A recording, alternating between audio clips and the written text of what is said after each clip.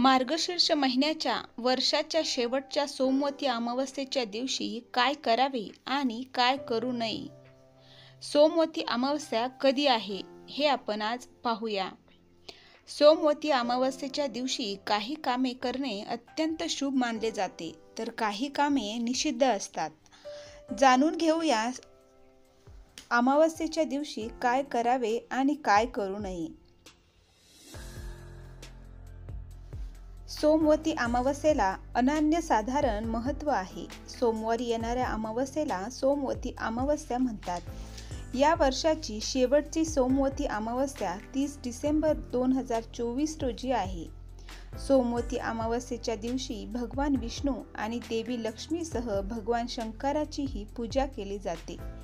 या दिवशी पितरांचे स्नान आणि पिंडदानही केले जाते. असे केल्याने इच्छित फळ प्राप्त होते असे मानले जाते.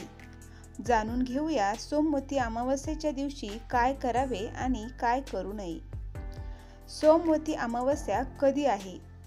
पंचांगानुसार यावर्षी पौष महिन्यातील कृष्ण पक्षातील अमावस्या तिथी 30 डिसेंबर रोजी पहाटे 4:01 सुरू होईल आणि 31 डिसेंबर रोजी पहाटे 3:56 समाप्त होईल. अशा परिस्थितीत 30 डिसेंबर रोजी सोमवती अमावस्या साजरी केली जाईल. सोमवती अमावस्येच्या दिवशी काय करावे? नंबर 1. सोमवती अमावस्येच्या दिवशी पितरांच्या शांतीसाठी शुभ मानली जाते. असे मानले जाते की या दिवशी पितरांचे तर्पण, श्राद्ध आणि पिंडदान केल्याने पितृदोष दूर होतो आणि जीवनात सुख समृद्धी येते. नंबर 2. सोमवती अमावस्येच्या दिवशी उपवास करणे अत्यंत लाभदायक मानले जाते. असे मानले जाते की या दिवशी उपवास केल्याने वैवाहिक जीवन सुखी होते. नंबर 3. सोमवती अमावस्येच्या दिवशी भगवान शंकराची पूजा करणे अत्यंत शुभ मानले जाते. या दिवशी शिवलिंगावर बेलपत्र, मध, दही, चंदन आणि फळे इत्यादी अर्पण करावे. नंबर 4. अमावस्येच्या दिवशी सूर्यदेवाला जल अर्पण करणे शुभ मानले जाते. असे केल्याने निरोगी आरोग्य आणि आर्थिक कल्याण मिळते असे मानले जाते.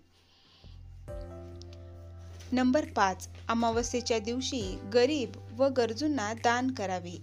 या दिवशी धान्य, उबदार कपडे आणि ब्लँकेट इत्यादींचे दान करणे शुभ मानले जाते. सोमवती अमावस्येच्या दिवशी काय करू नये? नंबर 1.